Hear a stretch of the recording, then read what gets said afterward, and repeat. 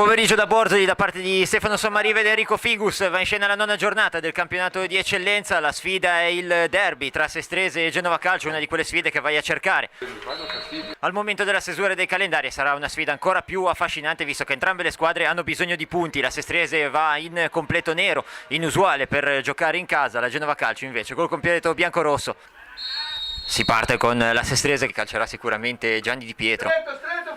Barriera a distanza regolamentare, va il numero 9 con il destro, pallone che supera la barriera e la grande risposta di Grosso che devia in calcio d'angolo, prima occasione del match.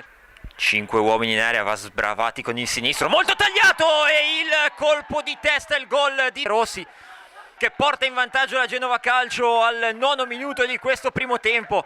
Pallone verso Cotellessa, la tocca di prima, il pallone che passa alla conclusione con sinistra, la palla sulla traversa, resta lì poi Di Pietro e il pareggio della Sestrese dopo 2 minuti dal vantaggio della Genova Calcio. Grandissimo gol di Di Pietro che ha sfruttato la ribattuta della traversa sul tiro di Fili. Perelli va con il destro, respinge Grosso e poi la conclusione di Zito, palla che resta in posizione regolare, Cotellessa e ancora Grosso che fa il miracolo uscendo benissimo su Cotellessa. Poi De Moro cerca di reimpostare l'azione, in realtà spazza via nella zona di Fili, quindi può ripartire la Sestrese. Fili sulla tre quarti, va al cross con il sinistro verso Di Pietro, però ha battuto al volo in diagonale, un gol bellissimo di Di Pietro che firma la sua doppietta personale al 30°.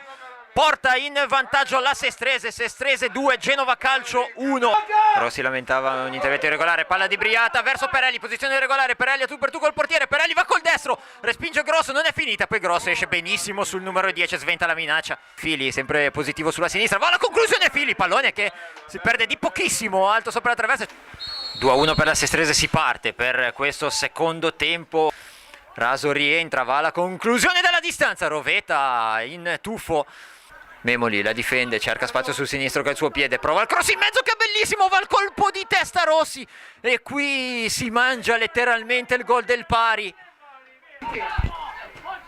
Pallone di Battaglia sopra verso Merialdo, Merialdo può battere con il sinistro in diagonale, il pallone che si perde sul fondo. Battaglia va a puntare Donato, prova ad andargli via, fa un doppio passo Battaglia, poi Leto, il neo entrato, cerca di vincere il rimpallo, ci riesce, va diagonale col sinistro, non c'è Di Pietro all'appuntamento con la sfera, palla sul fondo. Arriva il rinvio di De Moro, ma non c'è più tempo, finisce qui, la Sestrese vince il derby per 2-1 contro la Genova Calcio, decide la doppietta di Di Pietro. Vince 2-1 la Sestrese il derby contro la Genova Calcio, certamente non sono risolti i problemi per la squadra di mister Monteforte, ma comunque ha senz'altro meritato la vittoria, avendo creato molte più occasioni rispetto appunto agli ospiti.